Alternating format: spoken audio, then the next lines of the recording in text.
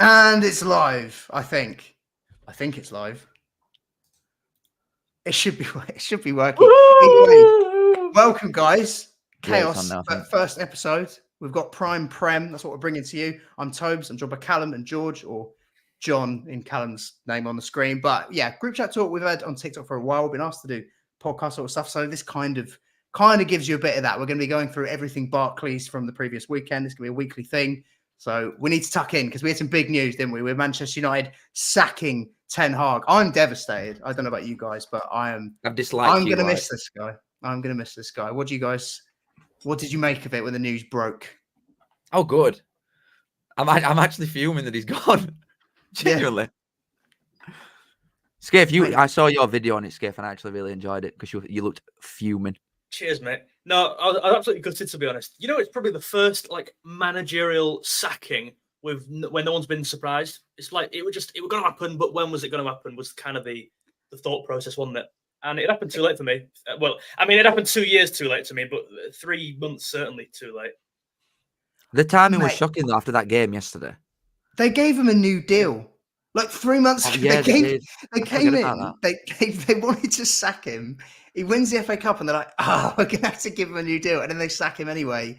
And they should have sacked him a month ago. They should have sacked him 4 months ago. It didn't make any sense why he was still there. But I'm just pissed because literally this happened 3 years ago with Ole Gunnar Solskjaer. He was so obviously a walking dead man. He was going to get the sack, and then they sack him just before they play us, and they've done the exact same thing again. Yeah, I don't want that new manager bounce. Yeah, all the players up for it. I don't want any of that. I wanted to mud Ten Hag, final nail in the coffin. I'm going to miss him though because I did find him hilarious towards the end. I enjoyed the fact that his response to practically every question was just "War a trophy." You know, I did enjoy him. I enjoyed his football. He brought us all a lot of entertainment.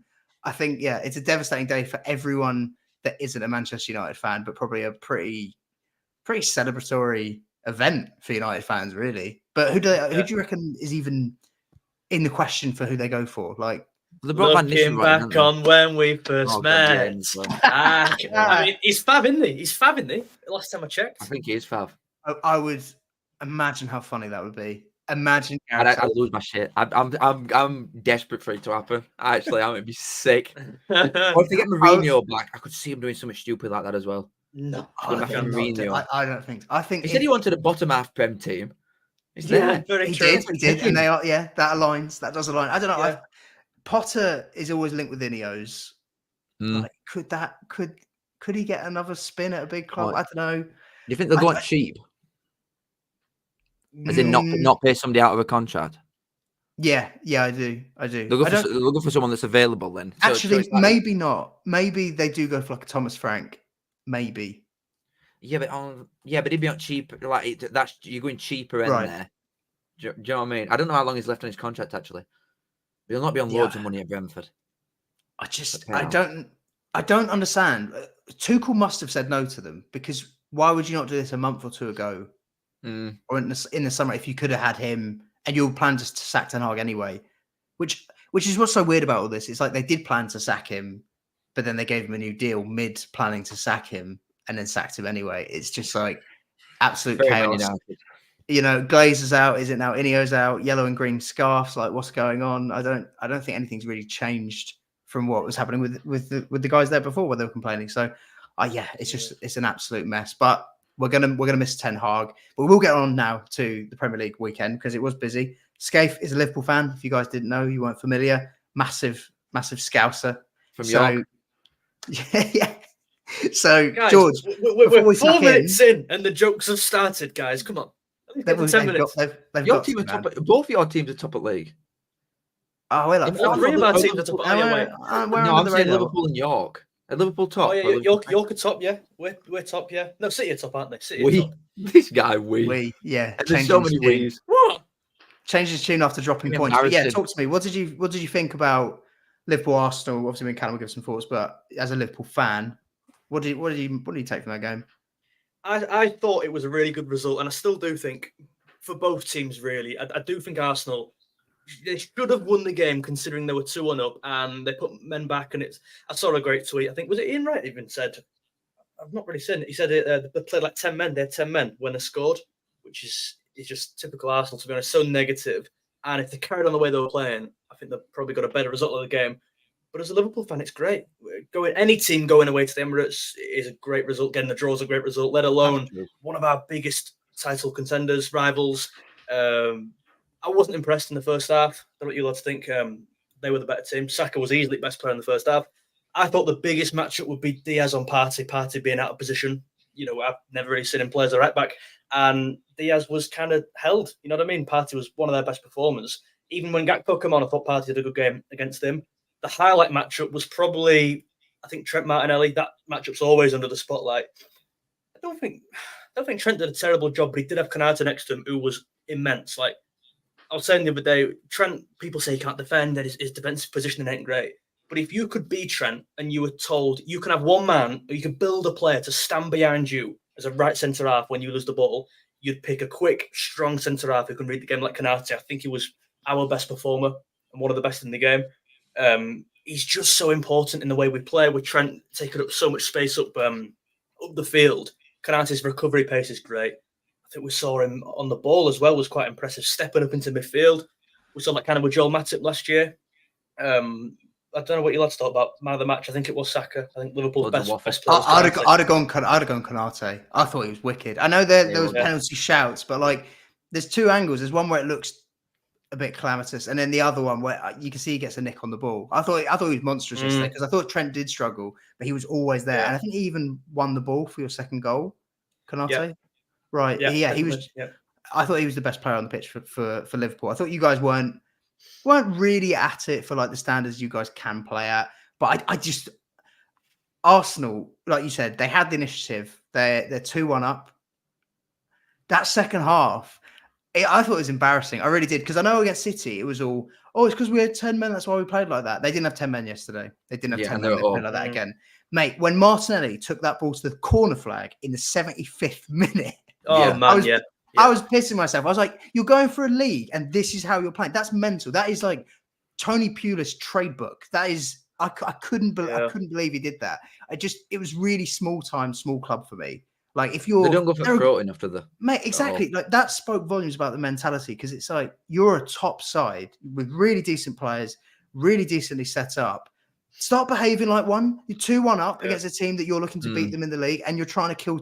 And also, even prior to that, I know they're going to say, or a lot of Arsenal fans have been saying, Gabriel and Timber were legitimately injured. I mean, they went down about 3 times before they went off. But that said, prior to them coming off, they were wasting time from minute 45 onwards. They were looking to kill that game. Raya went down holding his ankle, and then it was just cracking me up. When it went 2-2, suddenly they wanted to play football. I thought the way they played that game was not played like a team that ever does anything serious, if I'm honest. Like we talk about, but there was still miles better side. I thought in that game. There weren't. There were. I thought first half there were. First half easily there were, but miles better overall. Not a chance in my opinion. They created nothing from 45 minutes onwards. I thought it was just a poor game. I thought neither side showed what they can do, really, to be honest. Neither of them looked like title winners for different reasons, but I still thought Arsenal were the best side. Like we just said, they don't go for throat enough. They never try and like just put somebody to sort of. They'll go like a goal in front and then think, fuck. They get nosebleed almost. It's like, oh God, what do? We shouldn't be winning this game. They know what to do. Yeah, they were rightfully ahead in the first half, but then they got what they deserved playing like they did in the second. I felt like you're inviting that in just trying to. All you're trying to do is make sure no football's played. I thought it was mental. I thought it was mental for a team that's that good. We've got to talk about set pieces, surely. I mean, I think this year as well, set pieces are under the spotlight massively. Villa having success, Arsenal particularly having success with them. And set piece coaches, by the way, we could do a whole segment on this. Why they're standing in front of the gaffer. Has that ever been a thing now? Yeah, it is a bit weird. From any level of football, you're taught how your set piece should line up. Every player, they earn hundreds of thousands of pounds a week. They know how to stand on a set piece. They don't need some bloke with long hair running. So you might as well be in the box, that lad from Villa, sprinting in there trying to get on the end of the cross. Just sit down. Nonsense. Woke nonsense, exactly. But the both set pieces we nearly conceded from. One of them we did, and they were both Marino, both pretty identical crosses, areas that Rice put it in. And it's so frustrating when you concede from one. Bearing in mind, you've just conceded the same chance 10 minutes prior, and Marino's still got on the ball. Liverpool are defending it's zonal. Crazy. If you're going zonal, you've got to make the first contact, in my opinion. And you got big enough that's players to be dealing with it as well. But they, Exactly, yeah. do you know what I find interesting? It's never really highlighted, but I don't see anything so much wrong with it. It's just, like the goal, they were checking for all the offsides, whether Marino was just offside, right? But the routine, there's like 5-6 Arsenal players that are all offside and they come back in to block your players. That's essentially what they're doing, right? And a few of them are offside and they block your players from maybe just getting a tiniest little bit on the ball, maybe potentially they could do that. Is that not interfering with play? Like, it's obviously it's not, but as in, do you know what I mean? That is influencing what's happening, and you're offside, but you're not touching the ball. So, but I don't know. Whereas like the City Wolves game the other day was examined because he's in front of the keeper, etc. But when it comes to like defenders or players getting blocked off by players that are offside, it doesn't seem to count. I don't know. It's a weird one, isn't it? I just thought that was noteworthy. There were one that was disallowed last year for it, weren't there? I forgot who it was. I feel like the cup final, Liverpool had one disallowed against us. It might have been 2 years ago, to be fair. Oh yeah, I do remember something happening like that, where someone was stood offside blocking it, because we're at Liverpool used to do it to teams so that Van Dijk could get a free header. Is that what it was? Yeah. Right. So it will have been Liverpool that it happened against. That their corner were mint though. I thought that set piece was good. A little flick on. Well, Arsenal conceded 2 in a row now, haven't they? Two corners in a row, and it's Bournemouth and Liverpool, whilst also scoring them. It's an interesting dynamic that they're so good at scoring them, but crap at conceding them.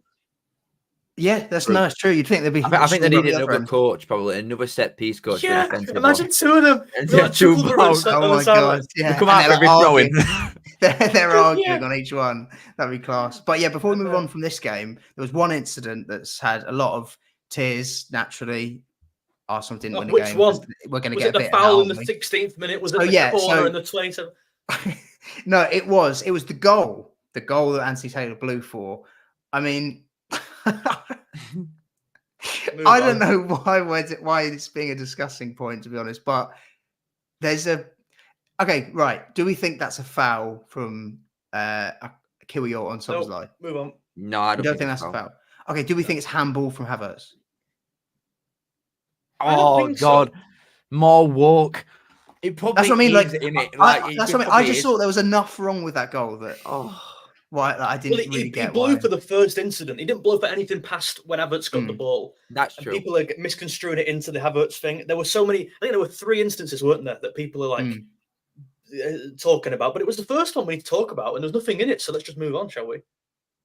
Yeah, I thought it was quite funny. You just need to stop crying. Like today, I'm going to go to rant. Like today, Vinicius Junior's not turned up to the Ballon d'Or thing. Like massive news. The manager of one of the biggest teams in the world has been sacked. And Arsenal fans are still yapping on Twitter about a game that happened 24 hours ago. A game that they just need to move on from. Have they ever lost or dropped points and it not been their fault? No, either when the refs or it's corrupt, or they were saying the VARs on FPL. Did you see all that nonsense? It is nonsense. Yeah, it was some other app, and they were investigating. There was the conspiracies. Yeah, it is. Yeah. It's quite funny to watch from the outside, but at the same time, you think that must be tiring. It must be tiring. Like you see the same accounts popping up the same stuff every week. And you think, yeah, Rory. Yeah, Rory. Jesus. Yeah. I saw someone say it's like all the other teams just like sort of firm it and move on, whereas Arsenal will be 3 weeks after complaining about some throwing in 50th minute, and it's like, mate, the funniest thing is something will happen in one game, and they'll go, yeah, but what about? And it's like screenshot from 4 years ago. Whataboutism? Yeah, I saw somebody brought a point on it where David Luiz were playing it game, and they're like, yeah, but did you see this? I'm like, fuck it, that was dinosaur era. That long ago. It's like pre-VAR clips they bring up and they're like, yeah, but when this happened to us, we had to shut up. Yeah. Piss off. But yeah, you actually brought up there Vinicius not winning the Ballon d'Or, supposedly. Breaking news, guys. Vinicius isn't winning the Ballon d'Or. It's going to be Rodri. And City managed to cope. They beat Southampton 1-0. Bit of a boring game. We're not really going to talk about that, but we're talking about the Ballon d'Or winner, Rodri. Has football gone woke? But he is best. I think that's the main point, that he is the best, though.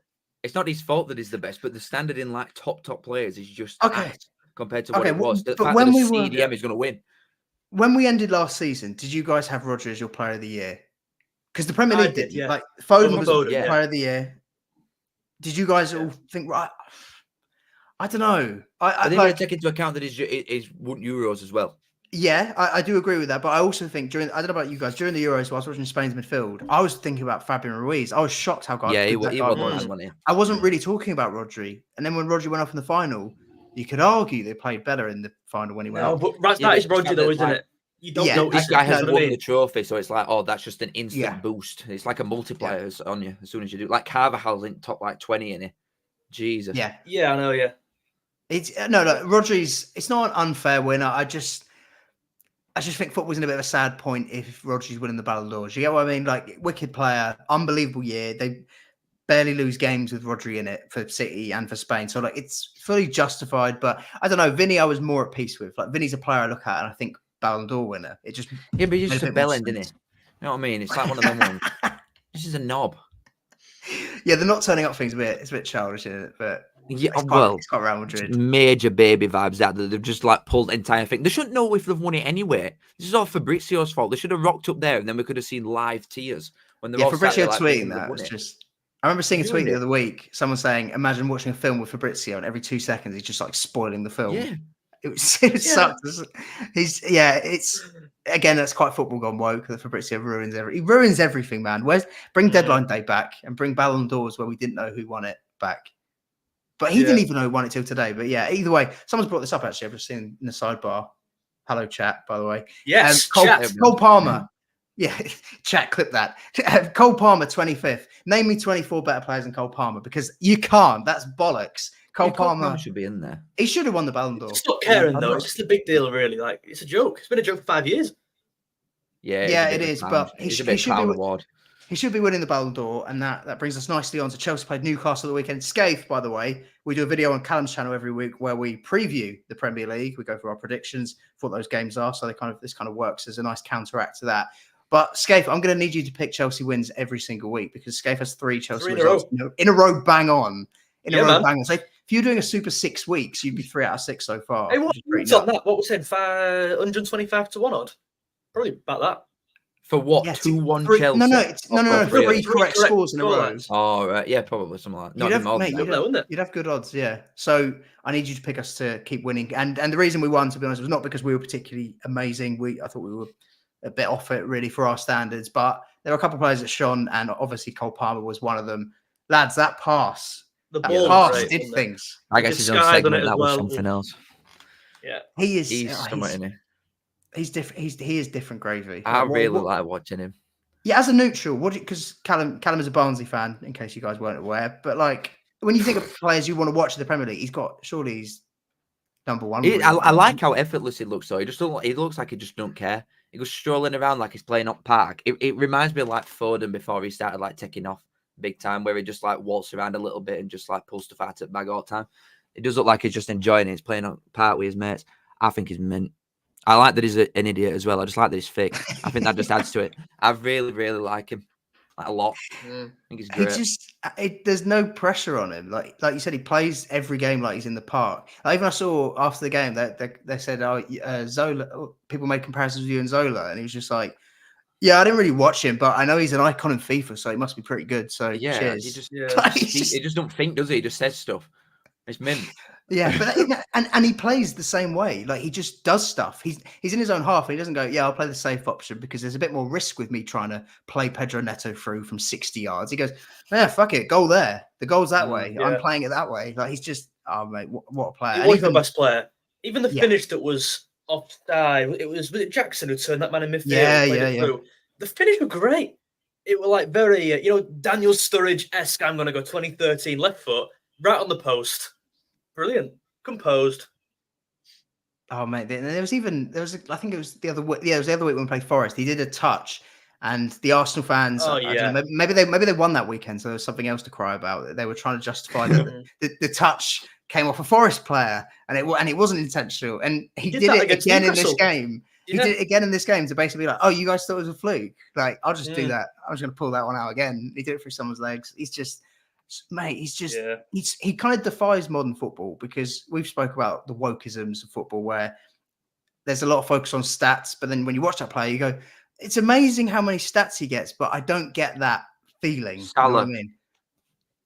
Haaland, you know what I mean? Wait, Haaland, what? there's quite a few where you watch them and you go, I don't get that wow factor. Where's the wow factor? Palmer can have a game where he doesn't score assists and you're still like, oh, he was unreal. He was unreal. Yeah, I love that guy. Well, he's unreal. Doesn't get you top 4, so I bet it does. working. I bet it will get him top 4. I think we will, because we'll get onto this. Spurs, they're doing Spurs things again, aren't they? They keep winning one week and then the next week they lost to Palace. They lost to Palace, who hadn't won a game. Palace are now officially not a part of Wolves or Ipswich or Southampton in the no wins club. Yeah. They've got their win, big win. Really, they're the worst team we played this year. I think Palace. Second half, we were bad, but they were awful, like really bad. They're the only shining light. Well, they've dropped Nketiah. They've dropped Nketiah and then they've won. Yeah, Mateta came in and he scored. So 9. Yeah, he did the job. But yeah, Spurs, I think top 4 gone. United, we're not gone, but you know what I mean. We're going to finish ahead of those lads. United, chuffing, looking over the shoulder. They will be. Yeah, and West Ham a bit further behind. We'll talk about that just because there was a pen. I thought it was a pen. I didn't really. Again, it was another one that people were saying it wasn't a pen, but they won at the end. I'm not biting. Yeah.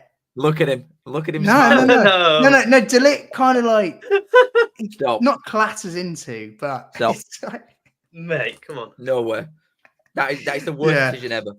Yeah, and it's got him the sack, so it is actually genuinely the worst decision ever. Like if they'd drawn that game, somehow that would have just. Howard Webb. I'm telling you, he knows what he's doing. As a Man United fan, he knows exactly what he's doing. He's let him have that penalty to get him sacked. I'm telling you. He went on the. Do you reckon he went on the overlap maybe to get in the managerial sort of? Yeah, maybe he's trying to turn into a personality, and he'll pop up with a TikTok soon. Him.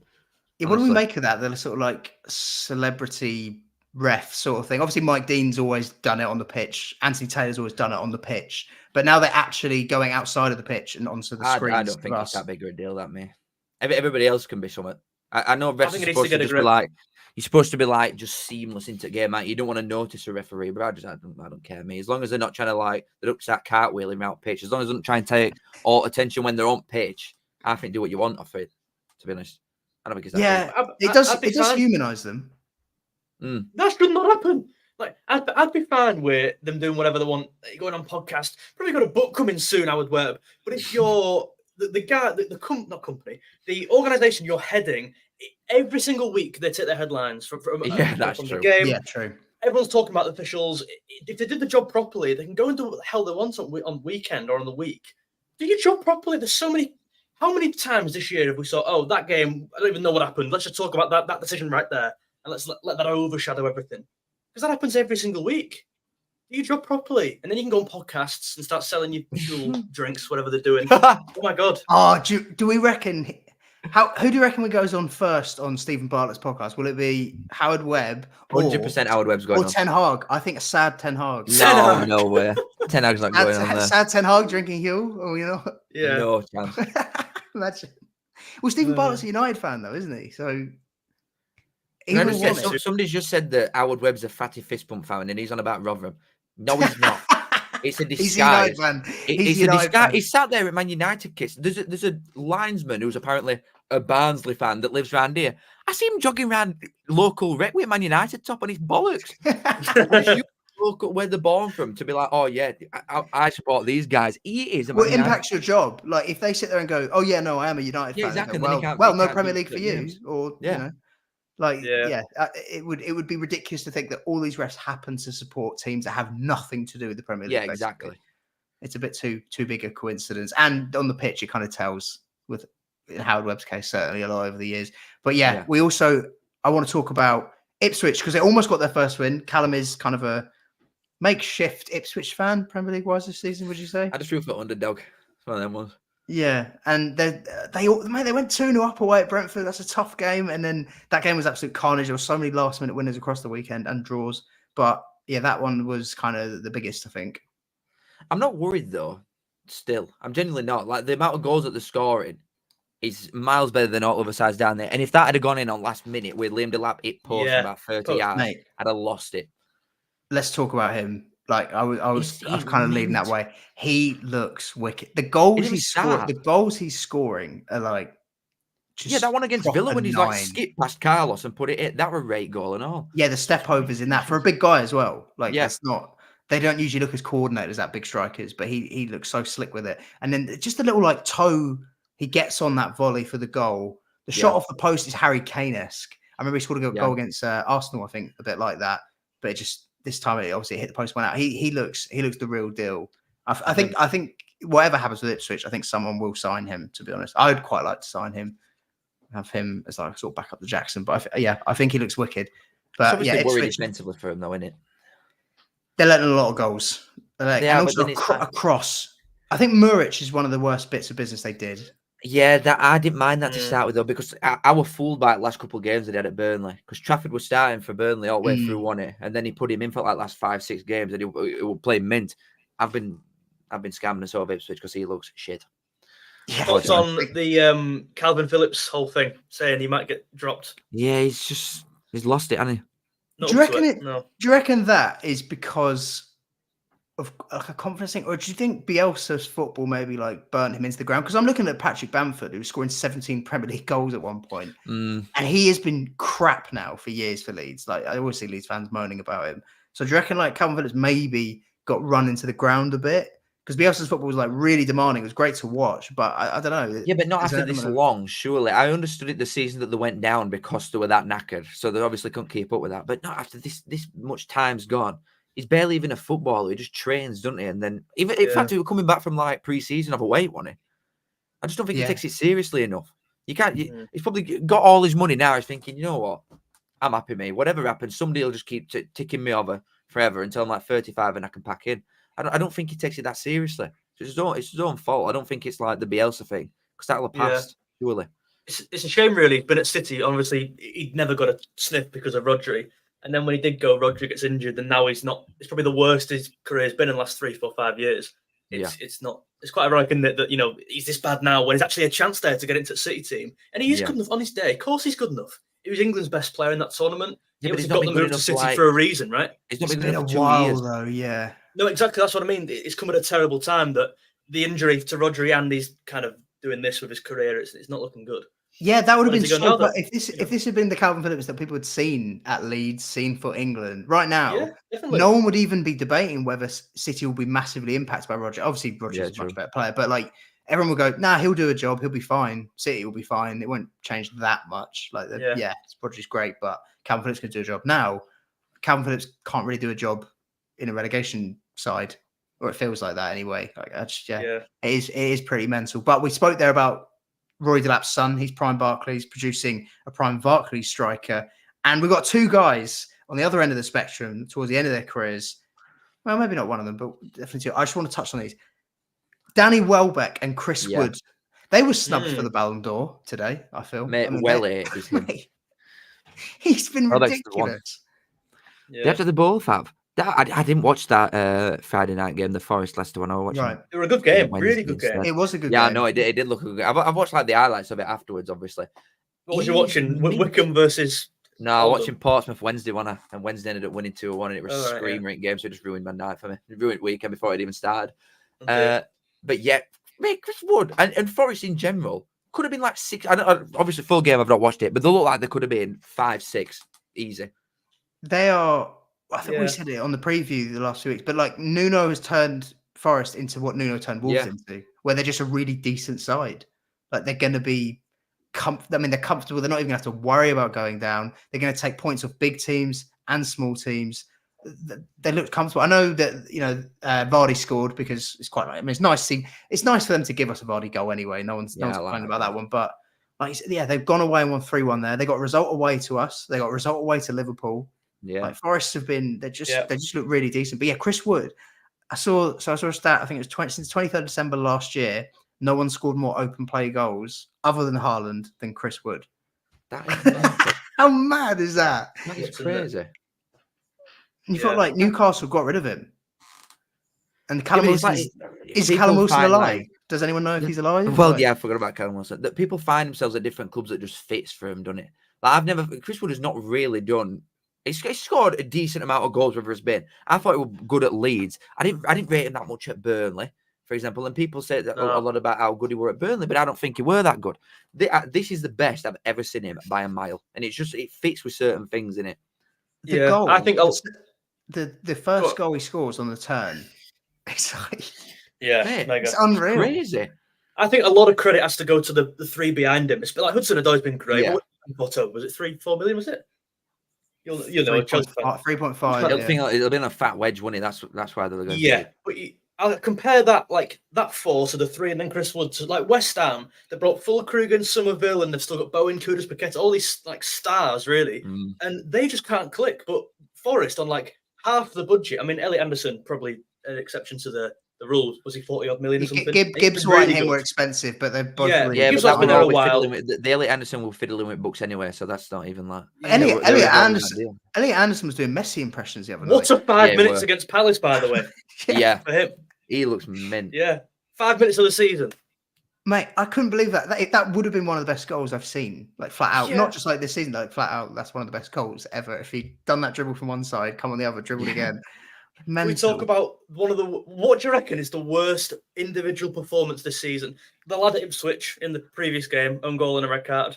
Yeah, I thought the worst performance without any cards or own goals is the lad at Palace. He played wide right. I forgot his name. Kamad. Oh my life! I'm not saying I could have been there. I could have had his shirt and done more in that game. The lad who came on, the young lad. I forgot his name. I think it was one of his first games. He came on and created more than him in a minute. In the final ends of the game, Kamada were honking. Yeah, but they've loaned out. I mean, I was going to say from. Go on, Toby. Sorry. From that recent game that we were just talking about, I think that whenever I watch this Wout Fass guy, I think he's a calamity, isn't he? I remember he got a brace away at Anfield for Liverpool. Yes, man. He got a brace. Yeah, I've not seen many players do that. John Walker's got a brace for us. I remember for Stoke. I haven't seen it much. And he stank the other night. Like Leicester were causing a lot of their own problems as well as Forest were good. But yeah, curly hair Afro tax. I'm telling you, David Luiz. There's something in that. Yeah, it's a bit like I don't know. It's like Cucurella in his first year as well. It just lends you to feeling like they're a bit circusy. They're a bit clowny. There's a bit too much risk with them. And yeah, he certainly fits in their camp. But I'll throw out. I think Bob Sanchez against Brighton, where he just gave them 2 goals. He just he chucks 2 goals in there. Like you got Palmer scoring 4 and Sanchez scored 2. That was the scoreline. It was just he's a scary one to have in goal, to be honest.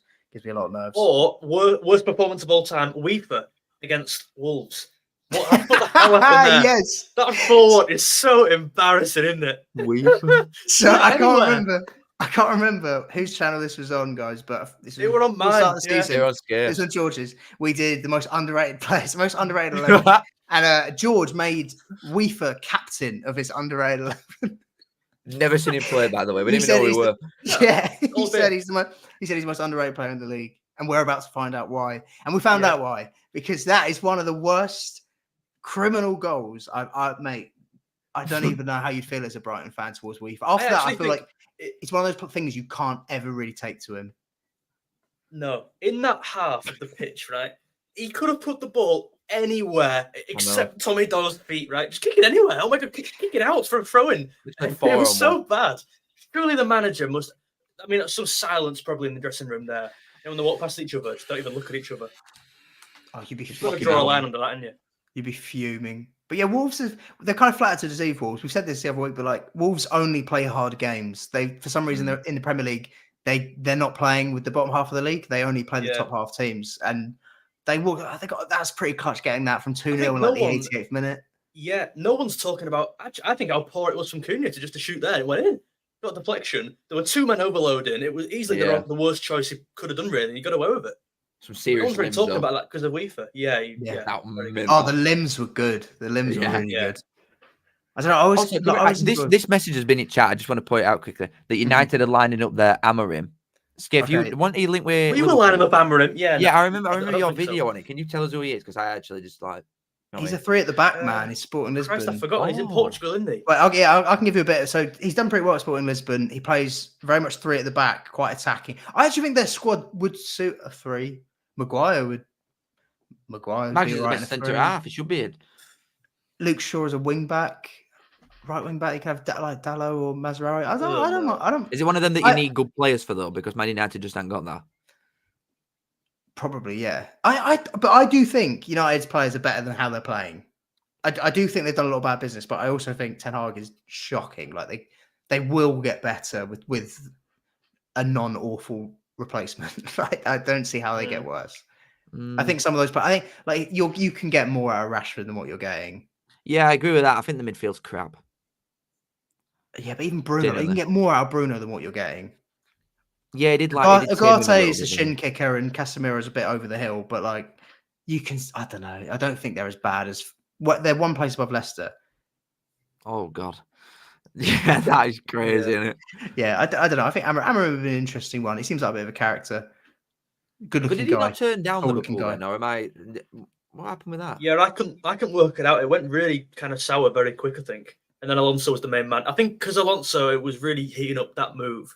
I think Amram was like, I'm not ready for this yet, or I just don't want to get involved in Prem. I think he was doing so well, and he's doing well again. Yeah, if Man United are coming in for you and they're putting that money in front of you, you're going. I'm not bothered what anybody says. If you think you're ready or not, if Man United come in for you, you're going. But he'll have seen the graveyard of 6 managers sat there on the wayside, like all failed. And does he want to be one of them? I've got it. So, he's a sporting manager, yeah? He's going to go to Man United and bring Gyökeres with him. I've seen it. I've seen the video. What, another striker? They've already got. See that. They got Højlund and a 9.5 Xerxes, haven't they? Yeah, but they're on about loaning Xerxes out, aren't they, in January? Oh, that'd be mental if they're already doing that. That would be crazy. Yeah. I like Højlund, to be honest. Xerxes, I can't make my mind up yet. But if they Gyökeres, mate, that's the one. That's what Man United are back. Yeah, who would you appoint then if you wanted to? If you were to try and fix United, who would you give? Who would you bring in? Like being serious as well. Yeah, like who? Yeah, I mean, look, I want Southgate in because exactly. I think Southgate would be worse than Ten Hag. I think it'd be worse. Yeah, probably. I think like someone like Xavi has managed big personalities, the biggest team in the world, or one of. I think the answer is Thomas Frank. I think he's the best manager available, tactically anyway, and as a bloke as well. Way he handles the media. I don't think he'd buckle under the pressure. I think he's a media darling, isn't he?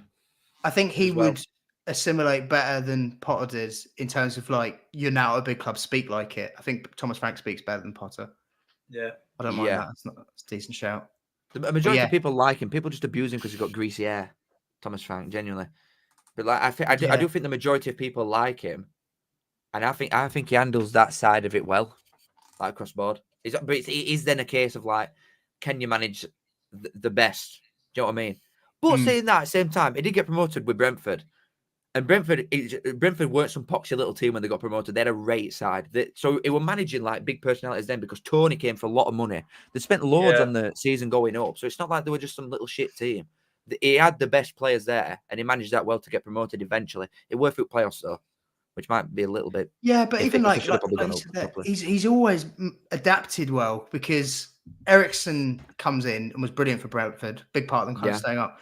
Loses him, no problem. Tony banned, loses him, no problem. Tony now gone, no problem. Like there's a consistency there, and I don't. Not that I would want to see it because maybe he'll get a move anyway, manager wise. But even if they didn't have Mbeumo, I still think he would probably be fine. That he would make sure it's somehow still fine. Do you know what I mean? If I was to play, grind results, don't they? No, definitely. They have to be. If I was to play devil's advocate, I don't believe this really, but you could argue, Chelsea didn't have a manager before Maresca, before Postecoglou, Tottenham didn't. I mean, even Liverpool, right? Frank wasn't. I know he was put in conversations, of course he would, but he wasn't like strongly linked to these teams, really, was he? And it makes you wonder: is he that good? We were. He was on our shortlist. Apparently, we did speak to him. A lot of top teams didn't have a manager for a while, and he hasn't got the move, right? So was he waiting for a Man United job to come up because Ten Hag was that bad for such a long period of time? Maybe. I still think it's the right move, but I think you could play devil's advocate and say that. Yeah, but it's like if someone needs to go in for him, somebody might not have just approached him. Do you know what I mean? Somebody might not want to pay what Brentford. I don't know what the compensation will be for him, but if no one's gone to Brentford and said, "Can we talk to your manager?" then that's going to happen, is it? Anyway, he can't just. He's not going to shoe on his way out after everything he's done there. No, I know, but how can so many teams not go in for him if he's that good? We all think he's great, right? Of course we do, but but there's also been a lot of good managers available recently until now. Also, George, it's like looking at Van Dijk signed for you guys at what, 26, 25 maybe? He was chilling at Celtic, chilling at Southampton. Why wasn't everyone in for him before? You know what I mean? It's just sometimes you kind of think, oh yeah, but maybe he's just doing well at that level. He looks great, but it's a bit different because you got to jump up the levels, and it applies the same for managers. Like why wasn't someone in? I don't know. If I'm honest, before Brighton, no one heard. Okay, people will pretend they've heard De Zerbi and they knew about his teams. They've watched loads of De Zerbi. But if we're honest, suddenly he came to the league and everyone went, wow, this guy that was at Shakhtar is mental. He looks great. Yeah. Yeah, but it's different though, because we're all talking about Frank from the outside, but from the inside, he don't seem to be getting the move. For now. Like, I guess it's a talking point, isn't it? I still think he's done, of course. All I think is, if he'd have just, I think it's as simple as, game one, like last season, for example, where did they finish? Or one of other seasons. They finished like 14th majority of seasons. If he turns 3 losses into a win and gets top half, I think it's something that simple. He goes up a couple. If he's in first screenshot when you're looking at table, I think people have then just go for him, or that people just hype him up that little bit more, just based on like a couple league positions, even though it means nothing, because he's never going to challenge for Europe with the squad that they've got. And the squad is good enough, and he's good enough to not be in a proper relegation battle. He's in that Palace territory. We've got to do something crazy with a squad that ain't good enough to be able to get a big move, which I don't think he could do it with that team. Yeah, I agree. I genuinely think it will be a success at Man United. By success, I mean probably like 4th at most. That would be. It would be interesting to see. It would just be nice as well not having a Potter at my club, like having a different experiment somewhere else. But to be honest, Maresca was a risk. Like Maresca wasn't even in the Premier League. He's paid off big time, you know. And he looks the real deal. Obviously, it's early days, but at the moment, he looks. That's what I'm saying. At the moment, he looks far less out of his depth than Potter did, who managed in the Premier League. And Brighton had come I don't know, 9th or 8th or something, and there was a lot of success there. So. Yeah, it is exciting, but we'll wrap it up there for the first episode. We'll be back next week. This will be a weekly thing, so make sure you guys tune in. Check out Callum and George. Their links are in the description. Guys, do you have anything to plug? Any big videos coming out? Any big news? Nah. We just wing it, lads. All right, make sure you guys hit like and subscribe because it helps me out a lot. So yeah, in a bit, guys. Bye, boys.